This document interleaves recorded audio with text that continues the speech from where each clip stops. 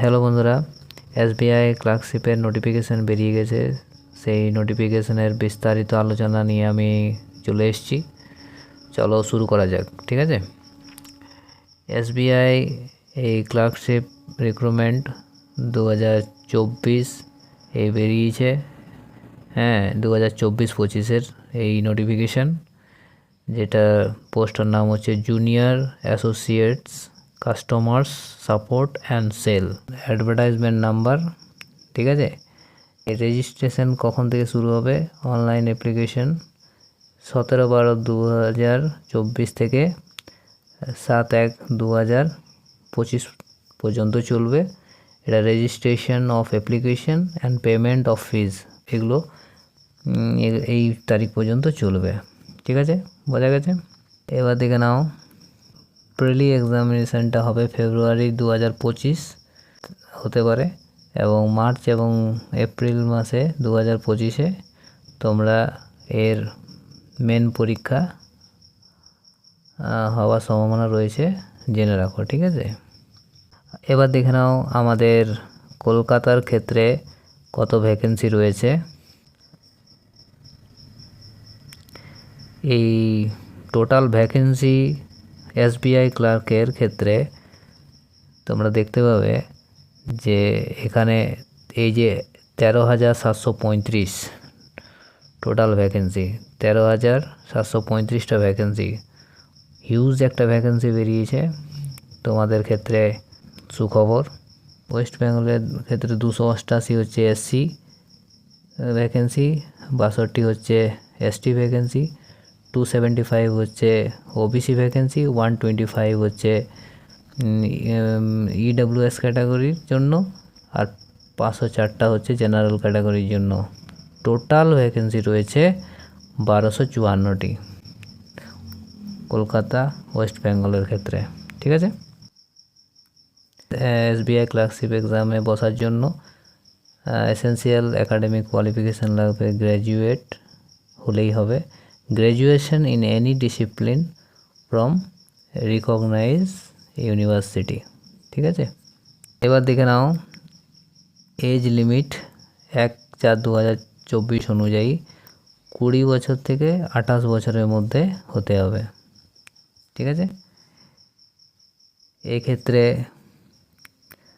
তোমরা এটা দেখে নাও, এক্ষেত্রে এসসি এসটি বয়সের ঊর্ধ্বসীমা ছাড় পেয়ে যাবে 5 বছরের জন্য, ওবিসিরা পেয়ে যাবে 3 বছরের জন্য, এবং পিডব্লিউবিডিরা 10 বছর, আর বাকিগুলো 15 বছর 13 বছর এইভাবে বয়সের ঊর্ধ্বসীমা ছাড় পেয়ে যাবে, ঠিক আছে।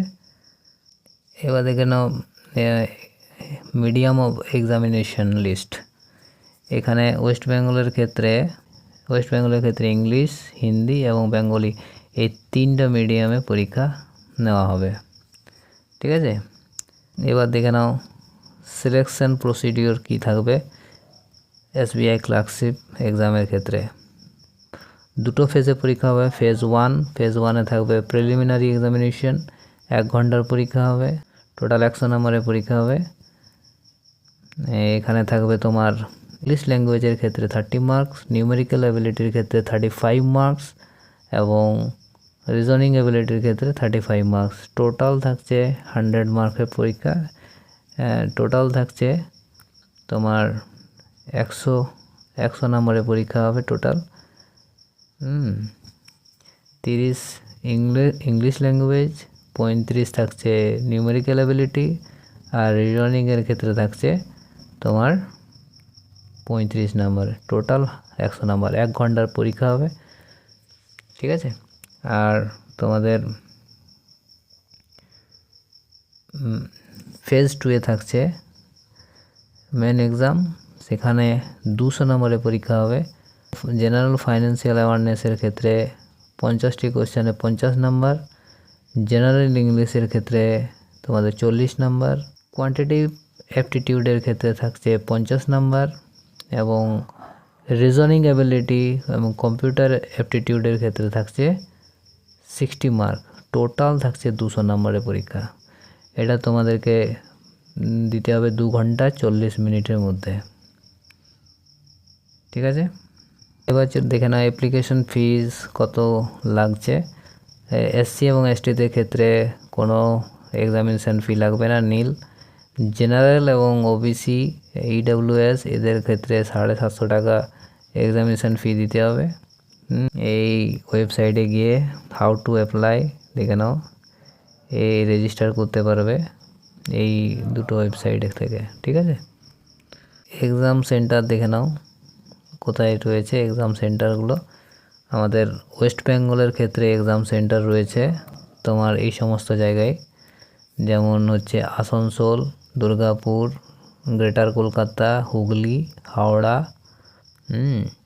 আর তোমার রয়েছে কল্যাণী আর শিলিগুড়ি। এই সমস্ত জায়গায় তোমরা এক্সাম সেন্টার পেয়ে যাবে। তাহলে তোমরা দেখে নিলে নোটিফিকেশানটা। এছাড়াও আমি বলবো যে অ্যাপ্লাই করার আগে তোমরা ফুল নোটিফিকেশান ওয়েবসাইট থেকে ডাউনলোড করে নেবে, অফিসিয়াল ওয়েবসাইট থেকে, এবং সেটা ভালোভাবে পড়ে তারপর তোমরা ফর্ম ফিল আপ করবে। আশা করি সঠিকভাবে ফর্ম ফিল আপ করতে পারবে এবং তোমরা ভালোভাবে পরীক্ষা দেবে। ভিডিও এখানে শেষ করছি। পরবর্তী ভিডিও পাওয়ার জন্য আমার চ্যানেলটি সাবস্ক্রাইব করে রাখো, ঠিক আছে। বাই।